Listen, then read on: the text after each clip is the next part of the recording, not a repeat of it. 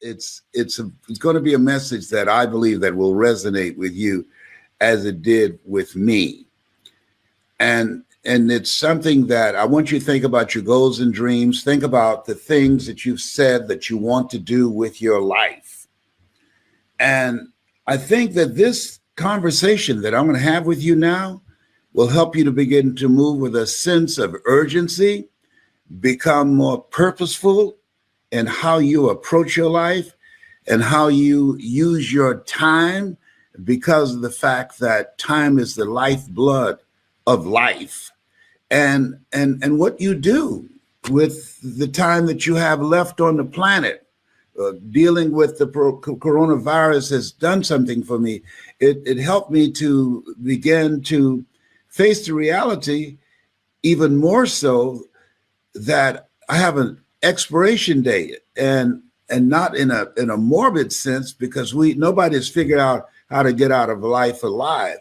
But I was in a conversation with Jerry, one of my business partners, and he said something that really grabbed me, and it kept me up last night. And he said, and I want you to write this down, the journey that I have traveled up to this point is longer than the journey that I have left. Listen, I don't know whether or not this is making any sense to you. If that makes any sense to you, what he said, the journey that I have traveled so far is longer than the journey that I have left. And he said that. I'm 75. And so this journey that I've been on, all the things I've done, all the things I've seen, all the things that I experienced, all the things that I have learned, that journey is longer than the journey that I have left. And it was something that I don't know whether or not that hits you like it hit me. How much time do you have left? I don't know. And so therefore, when you look at your life in that context, at least for me, I'm looking at doing several things. And the reason I'm sharing this with you, I want to talk to people who are hungry to make an impact with their lives, who are hungry to make this year and all the years after the greatest time in your journey in this experience of life, the best you've ever had. That's who I want to talk to, because a lot of people don't know we're going to leave here. It's a part of the process. It's one of the seasons of life. And one of the seasons of life is enlightenment. One of the seasons of life is that you go through some stuff. One of the seasons of life is that you reach points in your life that you have some major breakthroughs. This was a breakthrough moment as I looked at and started reviewing what I'm going to get out of this year. There's no conversation that people are having now about Happy New Year. They're through saying those celebratory things now. But when I'm looking at my life as a father, as a grandfather, and as a great grandfather, that what I do, how I approach my life, how I use my time, who I spend time with, who I will even get a telephone call from and speak to, that this is the time, and I want you to write this down and to share some points, because my goal is to finish strong. I want to finish strong. I don't want to just casually get to the end of life and, oh, well, that was a nice ride. No. My goal is to finish strong. There's some things that I want to get done in 21. And I'm looking for some people who feel the same way. But how many of you listening to me right now that you want to finish strong? See, here's what I know about this thing called life. It is so unpredictable, unpredictable. And unlike any time that I've ever experienced in being on the planet, I've never been in a place where you are mindful of the very air that you breathe. There's two things you need in this thing called life that I know that's required. One is the ability to breathe. That's major. Without breath, you can't be here. Either you or a machine connected to you, that has to help you with the process. The journey that has brought me this far, this journey that I've traveled through God's grace and mercy that allows me to be here now talking to you, that journey is longer than the journey that I have left. And my goal and my commitment with my life and the time that I have left is to teach people how to make this year, to get it done in 21 and the years thereafter, the best you spent on the planet. Because you've gone through some stuff. You've lived through some stuff. You survived some stuff. You've made some stuff happen. You've made some mistakes. Some things have happened to you. And you've had some impact and you've created some stories. See, I believe that all of us are born with stories of greatness within us. And then as we go through this experience called life, you wake up one day and you say, where did time go? I ask my son 3 times a day, what day is this?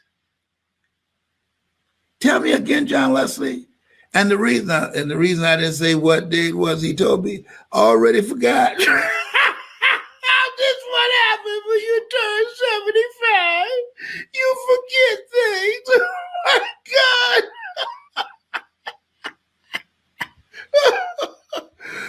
I used to ask my mother, Mama, why do y'all say, I thank the Lord for waking me up in my right mind this morning every Sunday? She said, don't worry, you live long enough, you'll find out. Okay, all right. Okay, all right.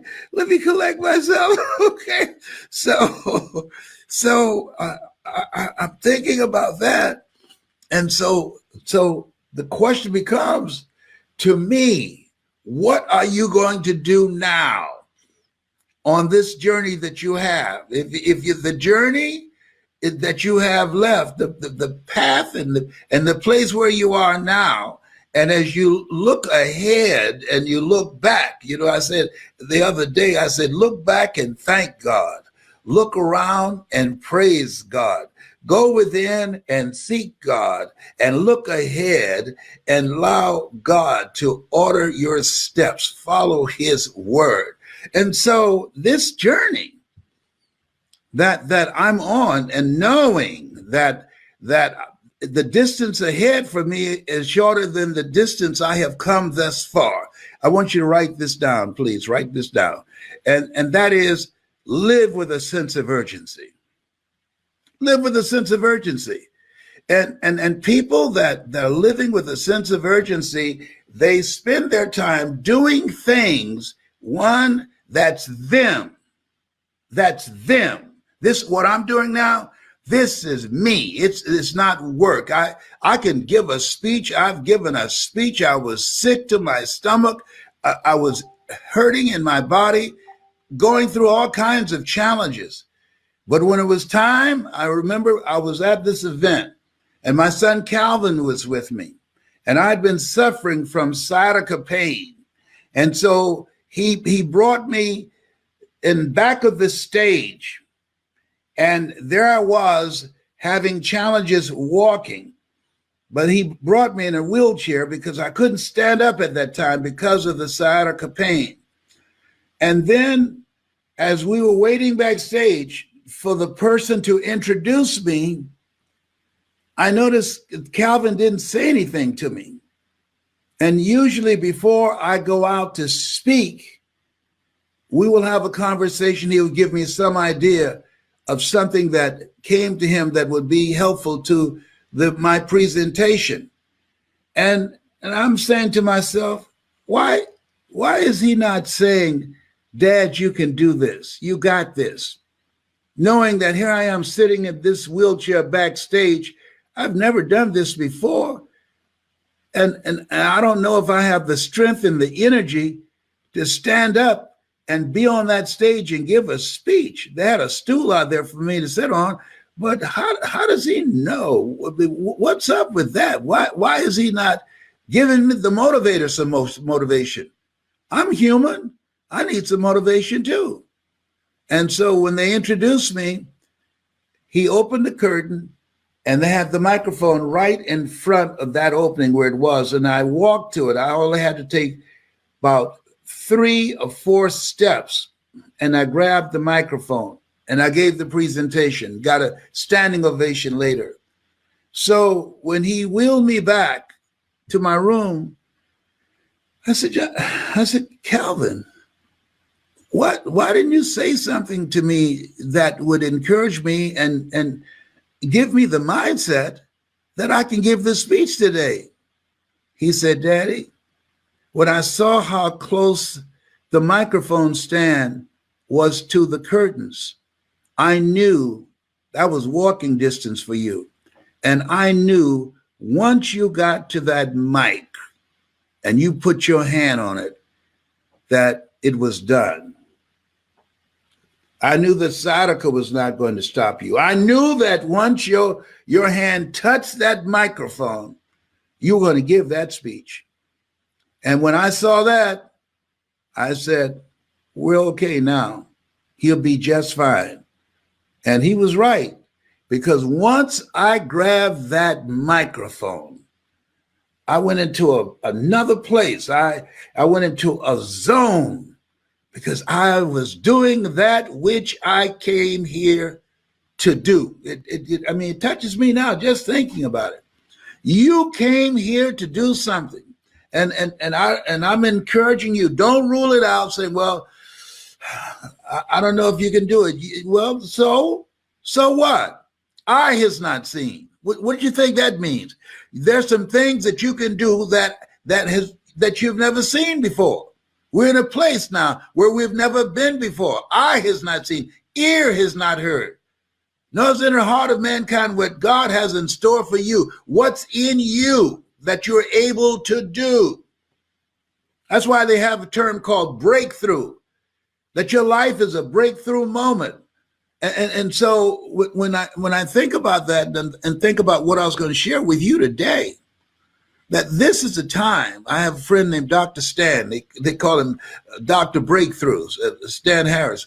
And he talks about living your life in a way in terms of having breakthroughs. And I think we should have those in various areas of our lives, that we must live with a sense of urgency, one, and two, and that's making every moment count. And the other thing is have breakthrough thinking. Look at ways in which in various areas of your life that you have breakthroughs, that you take your performance to the next level. That those things that you've been talking about and you've been operating at this level, but now you're at a place now, I'm going to get through this. I'm going to take it to another level. When I was a kid, the high jump in the Olympics was 6 feet.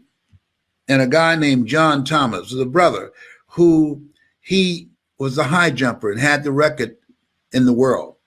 And so during that time, when you jumped, as kids, we played in the backyard. We would have somebody hold a stick and you run and you would just jump over it. And then, but he developed a strategy.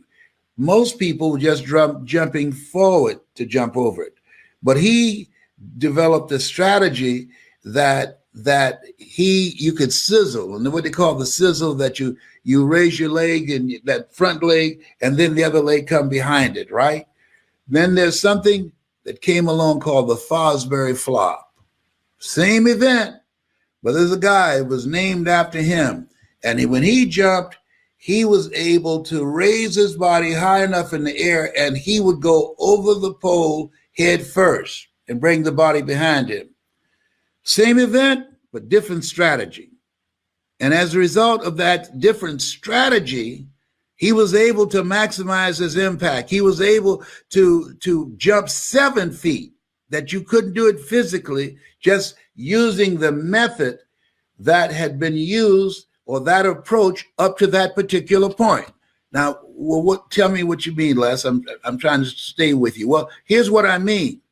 That there's some things that you are doing and that you perhaps have not succeeded using the approach that you now have. And that many people, when they're going after their goals and dreams, they have failure after failure after failure because they are doing something in the same way. I think that's why Einstein said the thinking that has brought me this far has created some problems that this thinking can't solve. And that's when I came to the concept, and I want you to get my book called You Gotta Be Hungry. And so what happened is that as you look at your life, a lot of people, when they fail over and over and over again, using the approach that they now are using, they stop. I'm suggesting change your approach, but don't change your decision. Am I making sense to you? Change your approach. Get some help. I believe ask for help, not because you're weak, but because you want to remain strong. And ask for help and don't stop until you get it. Because you've failed at it thus far does not mean that it can't be done by you. It's just that the approach that you're using now does not work. And there's some things that we're supposed to do that many people using the same method, the same team, the same relationships, the same information, the same approach, and they stop saying it can't be done. I remember as a kid, we used to say to illustrate whether or not someone can accomplish something and whether or not they could not, to illustrate the impossibility of them accomplishing something, we would say, oh, you got a chance of doing that as a man going to the moon. Shut up. Get away from me. Hey, we've gone to the moon. We don't say that anymore because when I was a kid, it was seen as impossible for man to go to the moon. That's no longer a reality. The Wright brothers, when they were able to create a vehicle that was only up in the air for about 6 seconds. Up to that point, the belief was for centuries, man couldn't fly. Because if God wanted man to fly, he'd have given him wings. You will never fly. You're not a bird. Get used to it. You're not even a pigeon. Get used to it. Might be a pigeon in your thinking, but you cannot fly. That was the belief.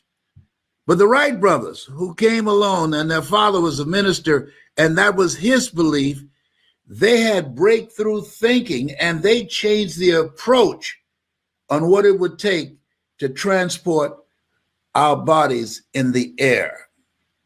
You came here to do something. Some people know right away. Nina Simone, who climbed up on a piano at 5 and started playing by ear. Some people know right away of what that is. And there are some, the majority, because they have not been exposed or seen something, that they have the abilities of greatness that they have within them that they can do, but they have not seen anybody doing it yet. So they don't even try.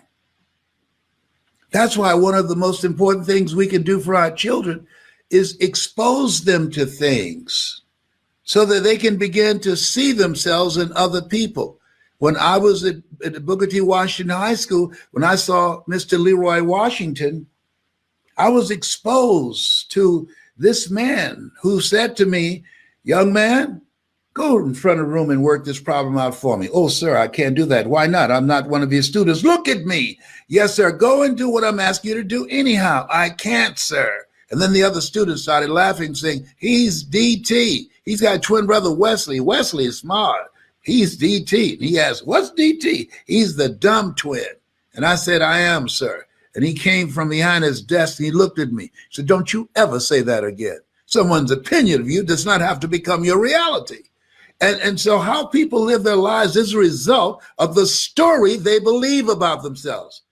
And because I was called the dumb twin, because when I was in the 5th grade, I was put back from the 5th grade to the 4th grade, and Mrs. Mary Ford Williams, who was the principal at Douglas Elementary School in Overtown in Miami, came in and said, please point out the kids that are causing all of the problems. And I was among those. They can't learn.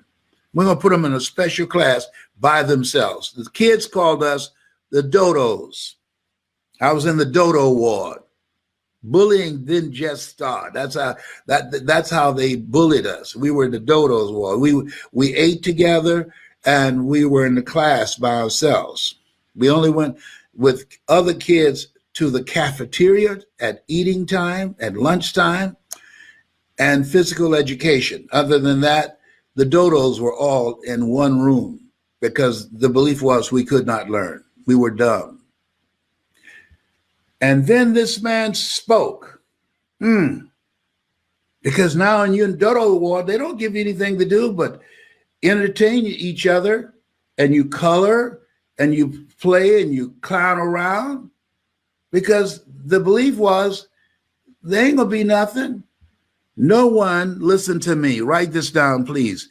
No one, I don't care what anybody tells you about your child. No one, they should label jars, not people. No one rises to low expectation. And when you have low expectation for people, you treat them in a certain way. Did you hear what I just said? You treat them a certain way. How you look at them, how you talk to them, what your expectations are for them, and the tools that you make available for them, and the time, the energy, and the effort that you put in with them. People learn differently. I'm among those. I can't write a speech, but guess what? I can give you a speech. Writing it just straight out, that's not my style. I have to talk into a computer or a recorder and have it transcribed. That's my style.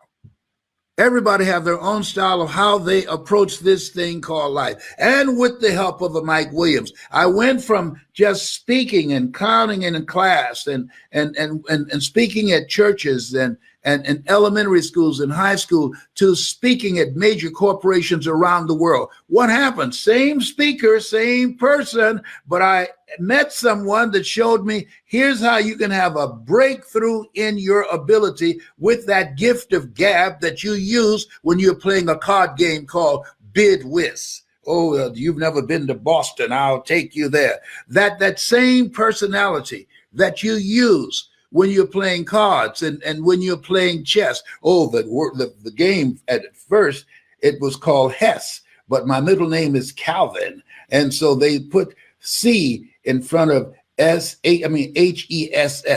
after me. So that same personality, he took this person that you see now that was labeled educable, mentally retarded, and took this voice and this story and a different approach that allowed me to be able to change people's lives. When Miles Monroe, Dr. Miles Monroe, I talk about him a lot. I miss him. He said, rob the cemetery of your genius. Just look at your life right now. I'm asking you to look at your life. Just begin to review yourself. This distance that you've come thus far, that distance is longer than the distance that you have left. And I encourage you, if you're ready to maximize that, I encourage you, if you're ready to live from your greatness, I'm encouraging you, if you're ready to take a chance on you, well, what if I don't make it? So what? Nat Turner, he never lived to see us being free, but he struck a blow that ultimately broke the back of slavery. And millions of other brothers and sisters. Live with a sense of urgency. Be willing to change your approach. Get some help. Most people won't ask for help. Why? Because of pride. Pride cometh before a fall. Because of ego edging God out. Here's a time you got to live this same life like you mean business. Like you mean business. If you believe this is a different time, you know, time is so different. It seems like the days are faster now. I don't know if it's because of my age, but it just seems like they're gone. That's gone. Here's what I know. The older you get, seem like you don't get 30 days out of the month. You get about 15 or 20. And if you owe a lot of money at the end of the month, you might get 2 weeks out of a month. But that's the way it's. Didn't I just pay that bill yesterday? Don't tell me. I know I just paid that bill yesterday. No, Daddy, no. I'm telling you, it seems like when you owe a lot of money, it's just the time go by so fast. I can't believe it. I can't believe it. It seems like, oh my goodness, the days are just flying by. And when I wake up in the morning, I look at myself and I always say, I thank God for being able to wake up this morning in my right mind. All things work together for good for those who love God and those who are called according to his purpose. Lord, whatever I face today, together you and I can handle it. What day is it you said? I believe that life is for living, for loving, and being healthy, and living a meaningful life, a purposeful life. Why purposeful? Well, because it narrows your choices. I spent time talking to my son last night. I said, I don't have a void in my life because I don't know who my father was that I'm aware of. I'm adopted, okay? But what I was saying to him, I said, the conversation that I'm going to have with you right now is a conversation if I knew my father that he would have with me. And right now, I'm feeling that. I'm going to talk to you and share some things with you that I've seen, that I've experienced. And ultimately, it's your call. It's your choice. But I've seen a thing or two. I know a thing or two. I can't make the choices for you. All I can share with you to minimize the pain and disappointment and just living a life that's not you, that does not represent the highest that's within you. I'm going to talk to you now about some things that I'm encouraging you to do so that your future you, your future life that's in you will say, man, I'm glad you did that. Wow, I'm glad you made that choice. I said, are you with me? He said, yes, sir, Dad. I said, don't you have anything to say? Well, he said, well, I'm not going to argue for my limitations. All right, because I was telling him about something. I said, you don't want to do that. That's not going to help you. Make choices and ask yourself the question, is this going to bring the best out of me? Is this moving my life in the direction that represent the highest that is within me? Or is this going to take me down a path at some point in time I will regret that I made this choice? Robert Frost, come forth, please. Two roads diverge in a yellow wood, and I selected the road less traveled by, and that has made all the difference. The road to life is straight and narrow, and few there be that find it, because few there be that are willing to be disciplined. Few there be that are willing to listen. Few there be that are coachable. Few there be that are willing to leverage the experiences of other people so they can maximize their impact in this thing called life. You can't tell them anything. There's nothing worse than arrogance and ignorance. People who think they know and they don't know. If you're not one of those people and you're ready to be coached, or you're ready for breakthrough thinking, as Dr. Stan would say, Dr. Breakthrough. Yeah. Yeah. Hello, I got it like that. As Reverend Ike would say, you can't lose with the stuff I use. Oh, behave. Why are you laughing? You got to laugh today. You got to find ways and create special moments. I'm creating a moment that we spend together. You're going to be saying to some of your friends, you know what? I watched that crazy boy Les Brown, Mamie Brown's baby boy. He had me rolling, child. He needs some help. He's a little touch of the head, really. He cut his flat top off too. Yeah, he used to be looking like Kid and Play from House Party. Yeah, he cut the flat top off. Somebody got to him. No, they did not. Not. I just did it because it's a new year. I'm going to get it done in 21. There's some things I'm determined to do, determined to accomplish. What is it that you're determined to do? That you are determined to accomplish, that you've been going at it again and again and again, and you fail, and now you're ready to quit, or you've already quit. I'm saying to you, come, Lazarus, come forth. Had to call him 3 times. Come on, you got the power to come out of there. Lazarus, didn't you hear me? You know something. People watching say, you know, I think Jerusalem Slim has lost it. He calling, we told him the man's dead. Yeah, there are a lot of people walking around with a lot of potential in them that's dead. Greatness in them, that's dead. Genius in them, that's dead. Abilities and talents that need to be resurrected, that's dead. Greatness and abilities to change the world that need to be called forth 3 times. Lazarus, come forth. Whoa, wow.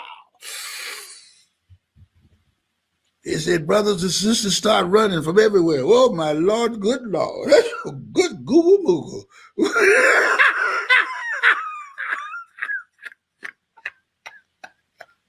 They said, he's on fire. Yes, I am. Yes, I am. Wow. The distance that I have traveled so far is longer than the distance I have left. Is that the same for you?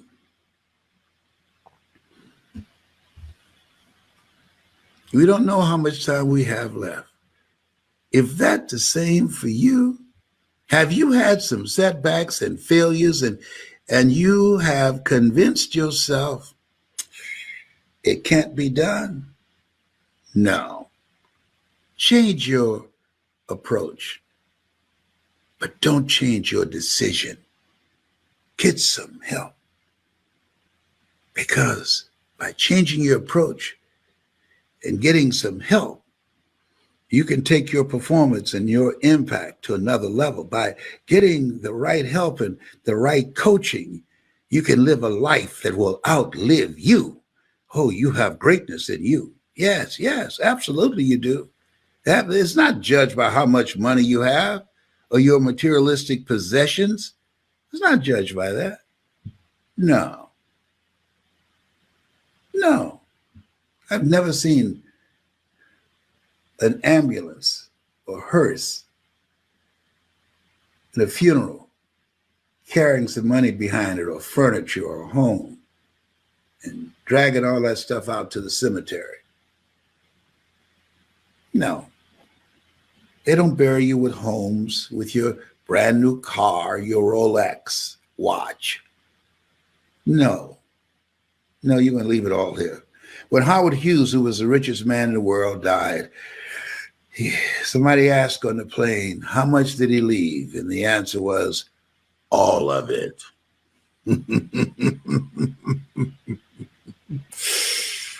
Guess what? Vi Clark, my friend who passed, she said, life don't owe me any change. I've lived life my way.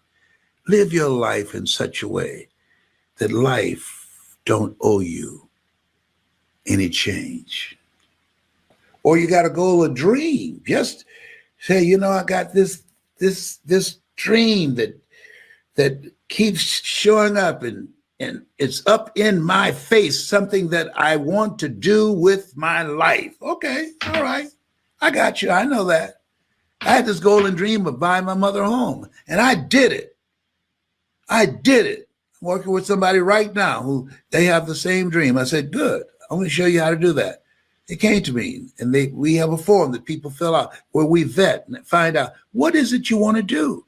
What's your goal? What's your dream? If you are hungry to win, if you're hungry to overcome your fears, if you're hungry to learn how to use your voice, if you're hungry to live a larger life, if you're hungry to live a life of adventure, Helen Keller said that life is either a daring adventure or it's boring. If you're hungry to transition out of a job that's not you and want to learn how to do something that is you, if you are in that kind of place and you know that you just feel it in your heart of hearts, the best is yet to come. The best in me is yet to come. What I've gone through will not define me. The best is yet to come. Greater is he that's in me than he that's in the world. The best is yet to come. You are more than a conqueror. The best is yet to come. Be with that. Know that. And live your life from that place of power.